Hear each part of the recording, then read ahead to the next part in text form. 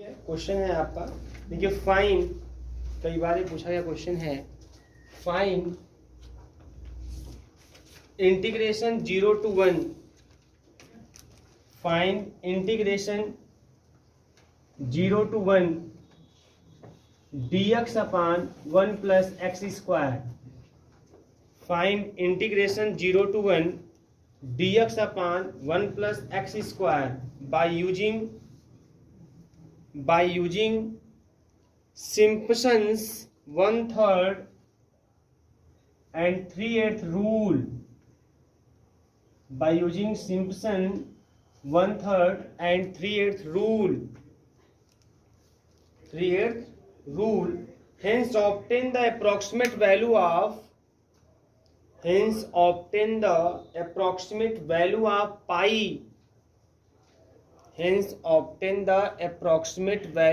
pi, in each case, approximate value of pi in each case।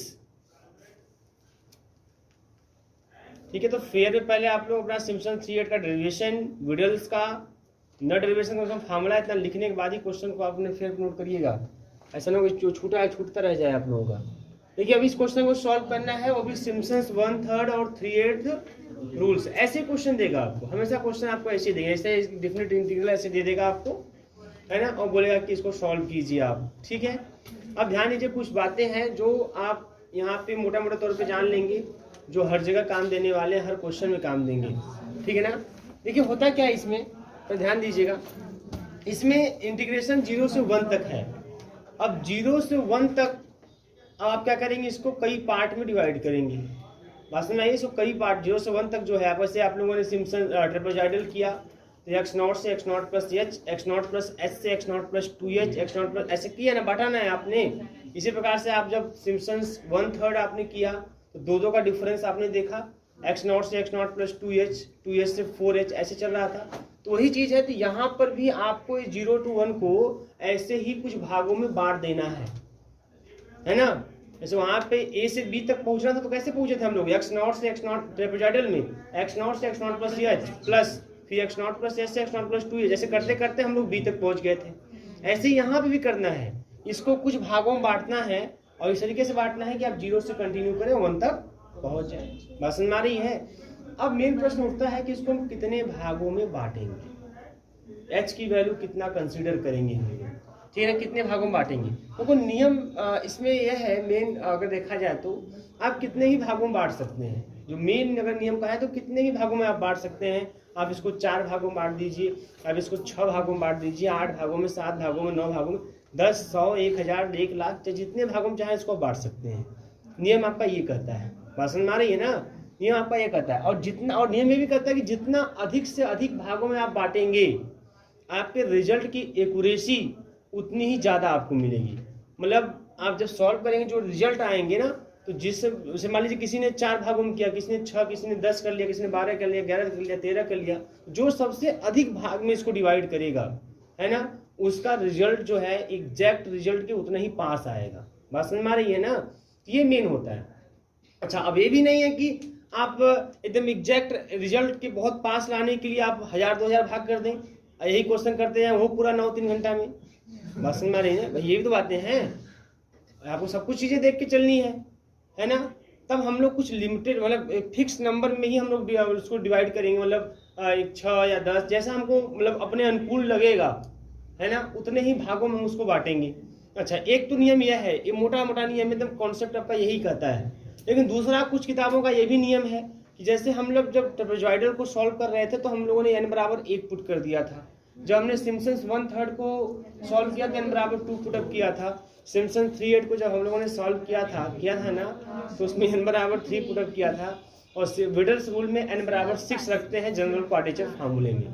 तो 1, 2, 3, 6 का लसा आपका 6 आता है, एलसीएम, है ना। तो कुछ रूल आपका ये भी कहता है कि आप जो है, जो भी डिफरेंट इंटीग्रल 0 से 1 या जो भी a to b दिया है, उस a to b को आप जो है 6 भागों में बांटिए, या तो 12 भागों में बांटिए, या तो 18 भागों में बांटिए, मतलब 6 के मल्टीपल में बांटिए, ऐसा भी कहता है। बात समझ में आ रही है, ठीक है ना। और एक तीसरा नियम है ना, वो नियम यह है कि हम लोग जो लिमिट है ना, जैसे a to b जो है, हम उसको देखते हुए बांटेंगे। इस तरीके से बांटेंगे ताकि हमारा कैलकुलेशन आसान हो, हम इजीली उसको बांट सकें। बात समझ में आ रही है? जैसे समझो मेरी बात, जैसे मान लीजिए इंटीग्रेशन 0 to 6 दे दिया, क्या दे दिया है ना, तो सबसे आसानी से 6 भागों में बांट लो।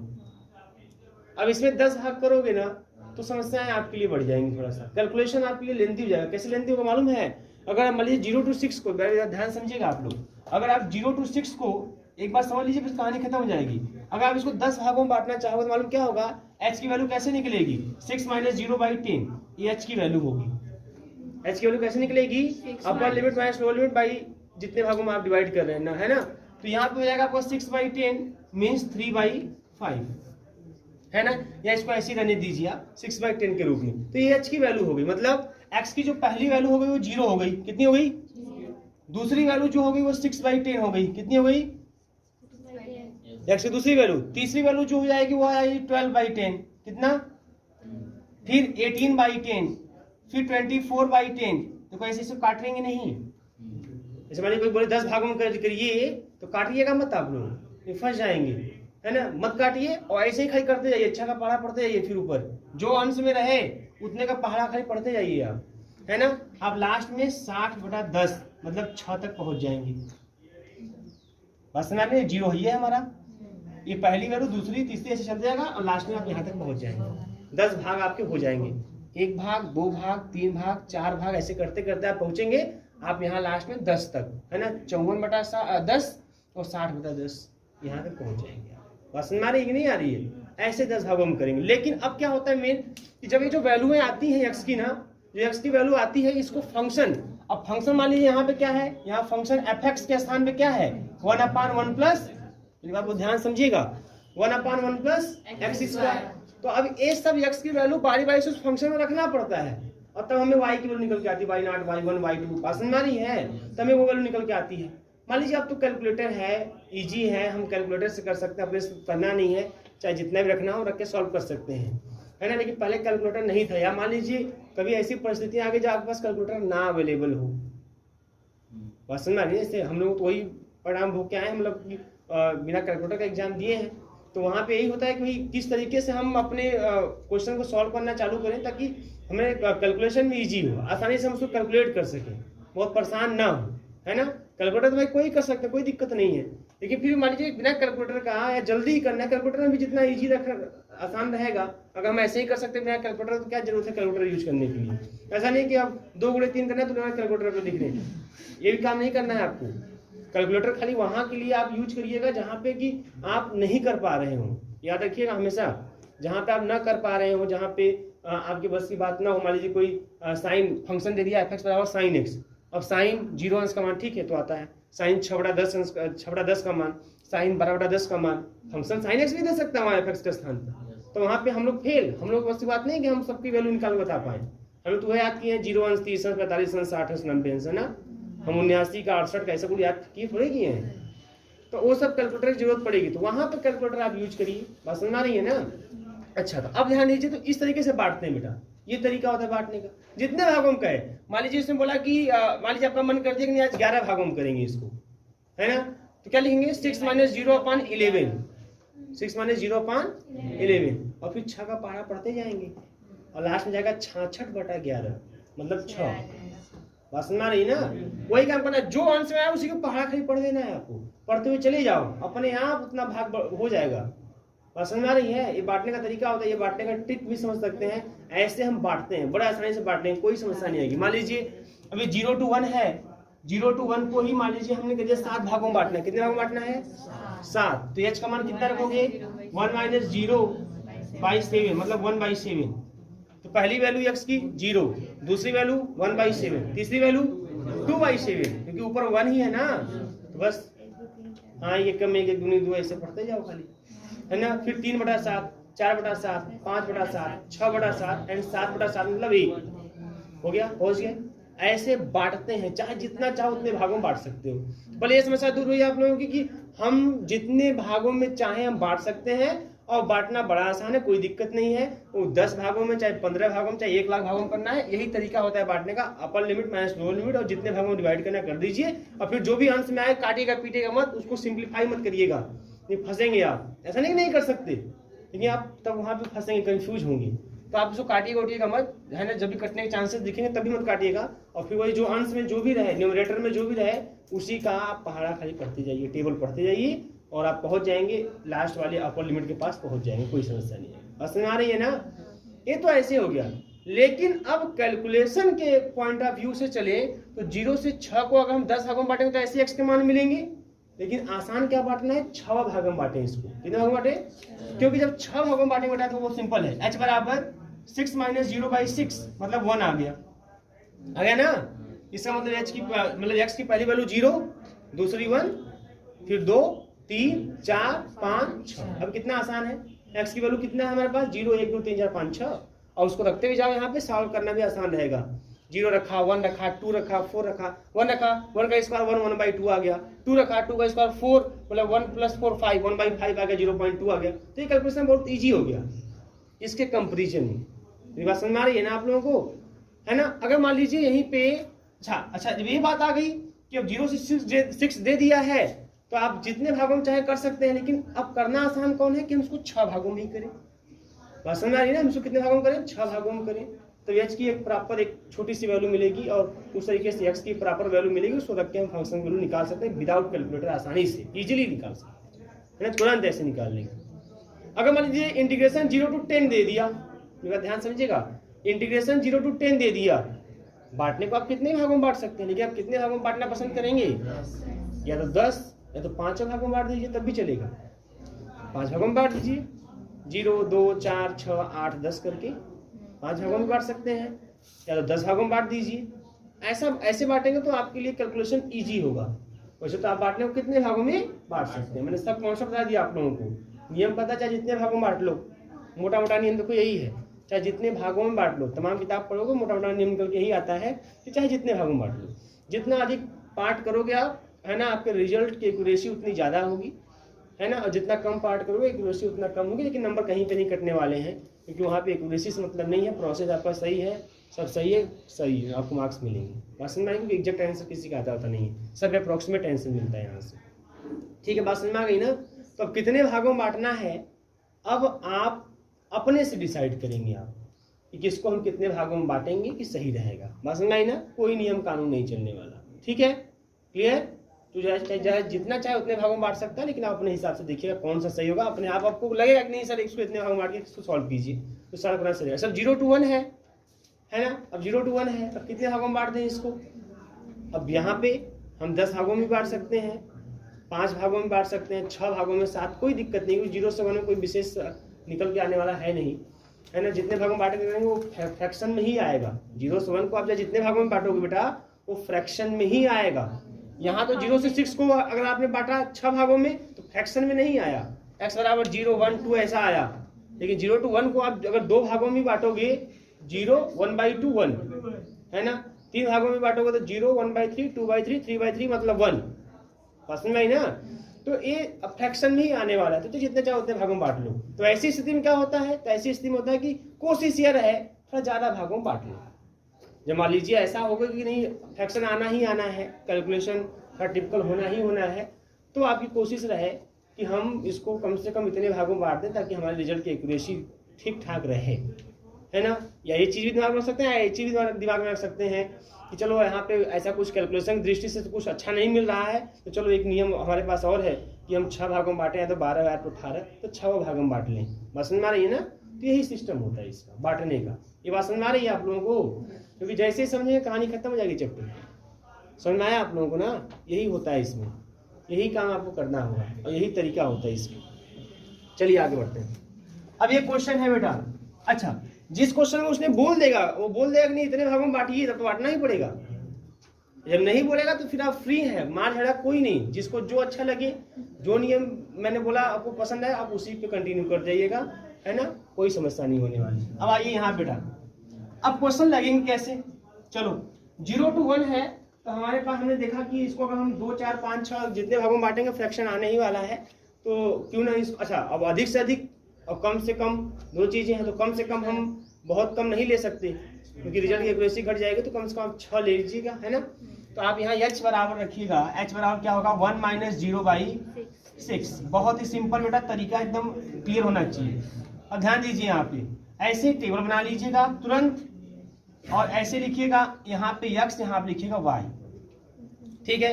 x की वैल्यू पहली 0, दूसरी 1/6, फिर 2/6, 3/6, 4/6, 5/6 एंड 6/6 डेट इक्वल टू 1, है ना। फंक्शन हमारा क्या है, फंक्शन मतलब y बराबर fx, फंक्शन हमारा है 1/1 प्लस x²।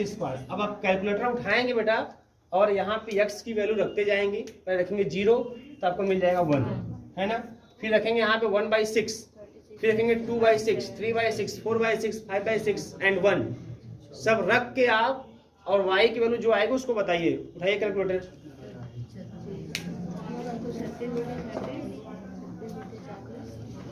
ठीक है, तो मैं लिख दे रहा हूँ और आप करते रहिएगा। 36/37 आएगा यहाँ पे, ठीक है। यहाँ पे 36/40 आएगा, जहाँ पे आपको 36/45 आएगा, यहाँ पे आपको 36/52 आएगा। आप इसको डेसिमल में भी लिख सकते हैं, कोई दिक्कत नहीं है। 36/61 आएगा एंड 1/2 आएगा। चलो लिख लेना आप लोग बाद में, तो ये आ जाएगा, रख लेंगे, कोई दिक्कत नहीं आएगी ना। कैलकुलेटर है आपके पास, मोबाइल यहाँ पे, वहाँ पे कैलकुलेटर यूज करेंगे आप, यहाँ पे कुछ भी यूज कर लीजिए। ये हो गया। अब इतना जहाँ मालूम हो गया ना, बस कहानी खत्म। हर क्वेश्चन में न्यूमेरिकल इंटीग्रेशन के ये चीज पहला आपका टास्क है कि आप उसको बांट लीजिए और ऐसे x y का मान निकाल लीजिए।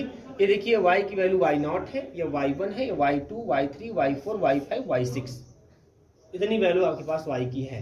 बात समझ आ रही ना। ये y की जो वैल्यू है, ये y0 है, ये y1 है, ये y2 है, ये y3 है, ये y4 है, और ये y5 है, और ये y6 है ना। अब लगाना क्या है, सिम्पसन 1/3 लगाना है। तो आइए चलिए, बहुत सिंपल। अब यहाँ पे कुछ नहीं, अब कहानी है, अब दूसरा टास्क आपका यह है, जब ये बांट लिया आपने, बहुत जो इजीली कर सकते हैं, जो मेन टास्क कर सकते हैं, तो फार्मूला। एग्जाम में फार्मूला याद होना है ना, यही मेन काम होता है, क्योंकि ये सब करना बहुत बड़ी बात नहीं है। एक दो बार प्रैक्टिस हुआ है तो फिट, चाहे जितने चाहो उतने भागों में बांट लो, मान अपने मनमान रखते जाओ, कोई समस्या नहीं आएगी आपको, है ना। लेकिन फार्मूला ही मेन आपका होता है, तो इसी पे आपको काम करना है। By Simpson 1/3 rule. तो सिम्पसन 1/3 रूल क्या कहता है, तो फार्मूला आपका यही है सिम्पसन 1/3 का, कि integration a to b fx dx अगर है आपके पास, यह होता है 1/3। एक्चुअली फार्मूले में कहीं h भी आया होगा भाई, हम लिखे नहीं थे, लेकिन h आया होगा। हाँ, h बाहर। एक्चुअली जब मैंने dx को लिखा था h du, h लिखा था, लेकिन लास्ट लाइन में मैंने h छोड़ दिया, इसका मतलब है ना। तो आप बना लीजिएगा, लास्ट लाइन में h रहेगा, है ना, h बाहर रहेगा। उसी तरह से जब सिम्पसन 3/8 होगा तो 3/8 के साथ h भी रहेगा, क्योंकि dx का साथ h du लिखा है, लिखेंगे ना हम लोग। देखो यहाँ पे h/3, और सिम्पसन 1/3 में क्या था, हाँ, फर्स्ट प्लस लास्ट। ध्यान दीजिएगा, सिम्पसन 1/3 में था कि फर्स्ट प्लस लास्ट, और प्लस 4 टाइम्स जो 8 नंबर है, यही फार्मूला था, 8 number, y1, y3, y5 dot dot dot yn-1, और फिर 2 टाइम्स जो आपके इवन नंबर थे। ऐसे तो कोई याद करेंगे आप, ऐसे नहीं कि आप इकट्ठा मारेंगे y0 प्लस y1 प्लस 4, वैसे ऐसा ये सब सिस्टम नहीं करेंगे आप, है ना। तरीका को जैसे बोलेंगे उसे याद करेंगे आप, कि first plus last term y के रूप में नहीं बोलेंगे आप, फर्स्ट प्लस लास्ट टर्म और प्लस 4, और जो y के जितने ऑड वाले आपके टर्म हैं वो, और प्लस 2 टाइम जो इवन वाले टर्म है। इस तरीके से याद करेंगे तो जल्दी से मेमोराइज कर सकते हैं आप। तो ये आपका y2, y4, यही ना बेटा, और yn-2, ये मेन फार्मूला हो गया। अब क्वेश्चन के अकॉर्डिंग इस फार्मूले को बैलेंस करते हैं। तो इंटीग्रेशन 0 to 1 है ना, fx का स्थान पे 1/1 प्लस x² dx। देखिए h की वैल्यू कितनी है, 1/6। देखिए बेटा 1/6/3, क्लियर है। अब y0, तो y0 और प्लस y, मैं लिख देता हूँ इसको, देखो मैं लिख देता हूँ, इसको लिखता हूँ y0 प्लस का y6, फर्स्ट प्लस लास्ट, एक लाइन थोड़ा बड़ी जाएगा और क्या दिक्कत है, फर्स्ट प्लस लास्ट और प्लस 4 टाइम जितने इवन है, y1 है, y3 है, y5 है, और प्लस 2 टाइम जितने आड है, y2 है, y4 है, क्योंकि y6 तो वहां फर्स्ट और लास्ट में चला गया बस। और सबकी वैल्यू पता है आपके पास, y0, y1, y2, y3, y4, y5, y6 सबकी वैल्यू पता है, तो सबकी वैल्यू यहाँ रख दीजिए और रख के आप ये वैल्यू बताइए कितना आ रहा है। Integration 0 to 1 dx upon 1 plus x square, बताइए आप लोग जल्दी से। आसान है, बहुत आसान है, क्योंकि इधर उधर की बात मैं नहीं करता हूँ, एकदम बात जो है एकदम एग्जैक्ट है आपके सामने। जब सभी वैल्यू को आप रख देंगे तो आपको मिल जाएगा 0.78 डेसिमल में कन्वर्ट करने के बाद 53979 अप्रॉक्स,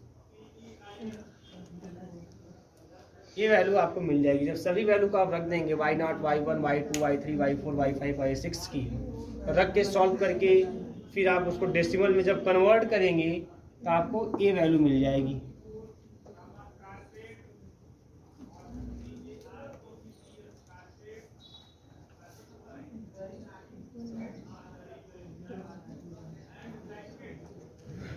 ठीक है, बोलिएगा बेटा। चलिए आप समझ आप लोग कर लेंगे। तो ऐसे हो जाएगा आपका सिम्पसन 1/3 का आपका ये आ जाएगा वैल्यू 0.7853979 है ना। जब सभी वैल्यू को पुटअप कर देंगे तो आपको ये वैल्यू मिल जाएगी। क्लियर है, बिठाएं इसको। देखो इसी तरीके से जब आप सिम्पसन्स 3/8 पे जाएंगे तो सिम्पसन्स 3/8 जो जिन बच्चों ने सॉल्व किया है, अब वो देखें भाई क्या है सिम्पसन 3/8, ये कैसे याद रखेंगे आप भाई, सिम्पसन 3/8 रूल। तो integration a to b fx dx is equal to होता है 3h/8, 3/8 तो रहेगा h आपका, और यहाँ फर्स्ट प्लस लास्ट ये रहेगा, ध्यान रखिए बेटा, यहाँ पे फर्स्ट प्लस लास्ट आपका रहता है, और फिर देखिए फिर आपका रहता है 3 टाइम्स, क्या 3 टाइम्स, तो y1 रहेगा, y2 रहेगा, और 3 जो भी 3 के मल्टीपल होंगे वो नहीं रहेंगे, जो 3 के मल्टीपल हैं वो नहीं रहेंगे। तो y1 प्लस y2, y3 नहीं रहेगा, y4 रहेगा, y5 रहेगा, फिर y6 नहीं रहेगा, y7 रहेगा, y8 रहेगा, ऐसे कंटिन्यू रहेगा। बात समझ में आ रही है ना, ऐसे कंटिन्यू रहेगा। और उसके बाद फिर अगला जो 3 वाला है उसको अलग कर दीजिए, y3 plus y6 plus y9, ऐसे करके ये सब रहेंगे। क्लियर है, ये रहेगा आपका ऐसे, ये तरीका होगा इसका। अब यहाँ के अकॉर्डिंग देखें तो क्या हो जाएगा, integration 0 to 1 dx upon 1 plus x square is equal to 3h/8 और y0 और प्लस का y6 है बेटा, y0 प्लस y6 और 3 टाइम्स y1 रहेगा, y2 रहेगा, y4 रहेगा, y5 रहेगा। अब बचा खाली y3, ये फार्मूला बन गया। अब इसमें सब वैल्यू पुटअप कर देंगे, h की वैल्यू 1/6, y0 की वैल्यू, y1 की वैल्यू, y2 की वैल्यू, y3 की, y4 की, y5, y6 की, टेबल से पुटअप कर देंगे। जब टेबल से आप पुटअप करके जब सॉल्व कर देंगे तब आपको मिल जाएगा 0.7853958, ये आपको मिल जाएगा। बस ना रही है। अब अच्छा, ये तो ऐसे सॉल्व हो गया, काम खत्म हुआ। इसको इसमें एक चीज और बढ़ा दिया था, क्या बढ़ाया था मालूम है? इसमें बोला है कि आप पाई की वैल्यू भी कैलकुलेट कीजिए इन ईच केस, मतलब सिम्पसन 1/3 के हेल्प से भी पाई की वैल्यू कैलकुलेट कीजिए और सिम्पसन 3/8 के भी हेल्प से पाई की वैल्यू कैलकुलेट कीजिए। अब ये कैसे होगा, ध्यान रखिए कैसे होगा। अब एक चीज करने के लिए देखिए, जो हमारा क्वेश्चन दिया हुआ है, क्वेश्चन आपका यही है कि इंटीग्रेशन 0 to 1 और dx upon 1 plus x square, ये क्वेश्चन है। इसको डायरेक्ट सॉल्व कर दो, क्या कर दो, इसको डायरेक्ट सॉल्व कर दो। तो इसका इंटीग्रेशन क्या होगा, tan इनवर्स x, क्या हो जाएगा tan इनवर्स x, और 0 to 1, तो tan इनवर्स 1 माइनस का tan इनवर्स 0, तो tan इनवर्स 1 मतलब π/4 और tan इनवर्स 0 मतलब आपका 0 ही। तो इसका मतलब कि जो इसकी वैल्यू है वो एक्चुअली है क्या, π/4 है ना। तो अब करना क्या मालूम है, अब ये सिम्पसन 1/3 है, तो सिम्पसन 1/3 से है ना, जो सिम्पसन 1/3 है, सिम्पसन 1/3 से आपको integration 0 to 1 dx upon 1 plus x square की वैल्यू मिली हुई है 0.7853979 और डायरेक्ट सॉल्व करने पे इसकी वैल्यू मिली है π/4। क्या मिल गई है? π/4। तो यहां से आप 4 से मल्टीप्लाई पाई की वैल्यू निकल के चली आएगी।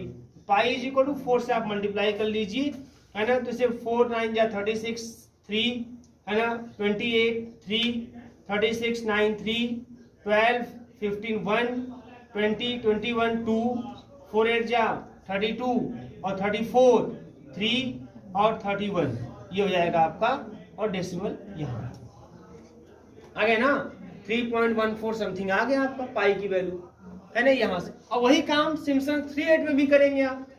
अब लिखेंगे कि सिम्पसन 3/8 से by Simpson 3/8 integration 0 to 1 dx upon 1 plus x square equal to this, और चूंकि इसकी वैल्यू इक्वल टू π/4, और फिर पाई का मान निकाल लेंगे, तो दोनों से आप पाई का मान निकाल लेंगे। समझ आ रही है? नोट कर लीजिए, तो यही सिस्टम है भैया।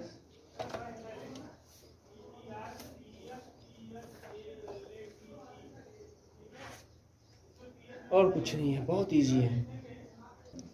अब यही फंक्शन के स्थान पे जहाँ पे f(x) is equal to 1/1 plus x square दिया है, यहीं पे अगर sin x log x कुछ दे देगा तो वहाँ पे कैलकुलेटर मस्ट हो जाएगा, है ना। और फिर कोई बहुत बड़ी दिक्कत नहीं है, अगर log x ही दे दिया तो भाई जो भी x की वैल्यू क्रम से आई है, मान लीजिए 0 आई तो log 0 की वैल्यू देख लो उसमें कितना है ना। 1/6 अब log 1/6 की वैल्यू देख लो कैलकुलेटर से, और जो आता जाए उसको लिखते जाओ, बस यही काम करना है। एक बार मान लिख दे जहाँ y का, बस कहानी खत्म। बस देख लीजिए y0 से कहाँ तक गया है, और फिर जो जिस मेथड से बोला है उस मेथड का फॉर्मूला लिखिए, मान रखिए, सॉल्व कीजिए, बस और खत्म हो जाएगा।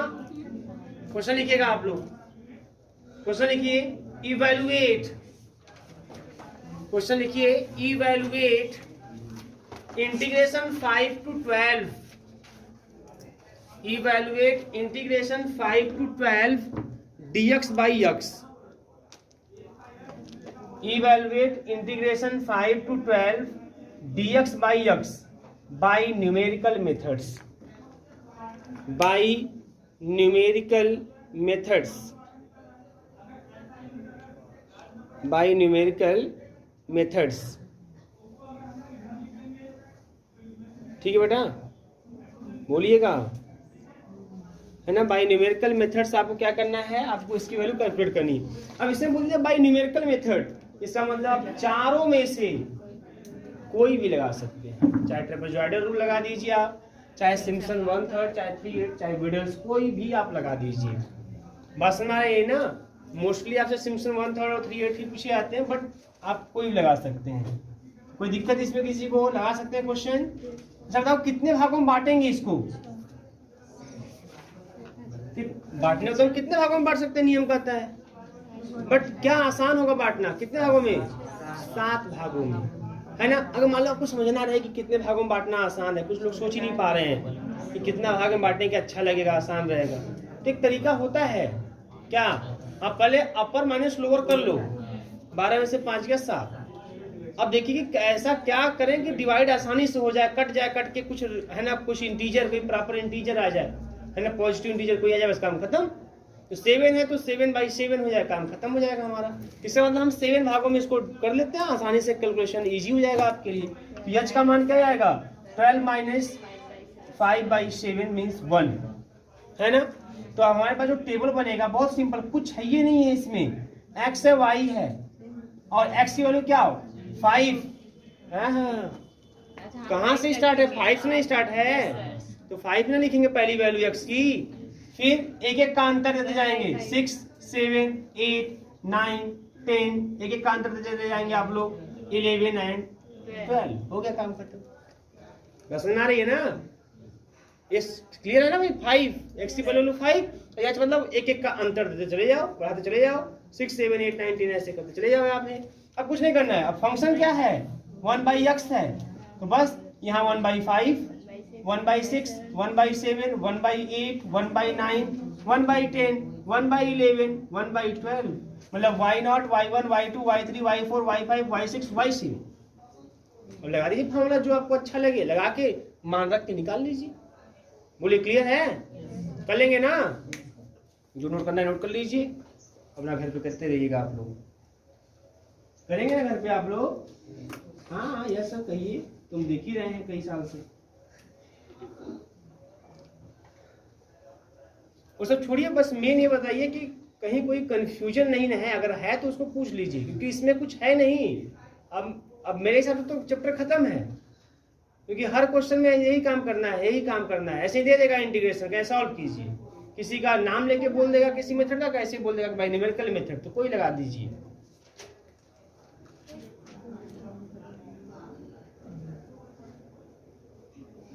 किसी को भैया बता दीजिए, कोई भी समस्या नहीं होनी चाहिए, 100% क्लियर होना चाहिए।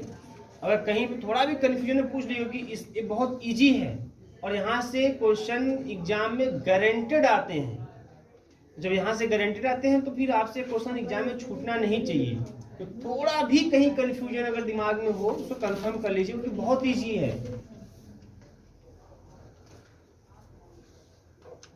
क्लियर है बेटा?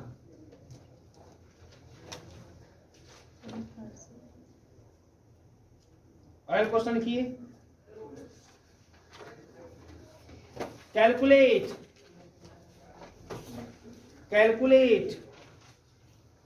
Integration 2 to 10, calculate integration 2 to 10 dx upon 1 plus x by trapezoidal rule।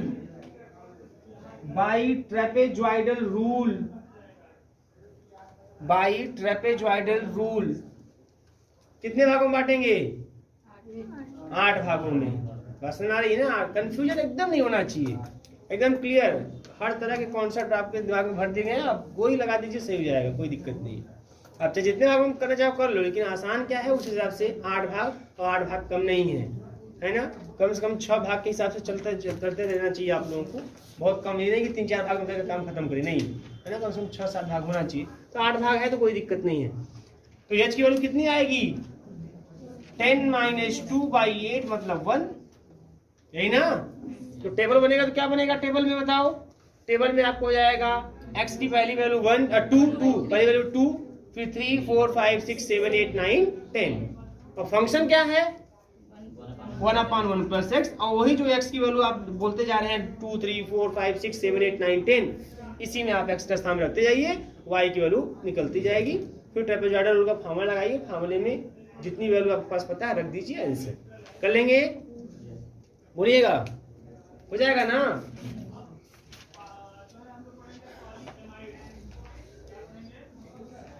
Calculate, चलेगा? कुछ लिखवा लेते हैं, आप लोग अपना घर पे आके प्रैक्टिस करिए, कुछ है नहीं इसमें दम, आप फालतू में टाइम वेस्ट कर रहा हूँ।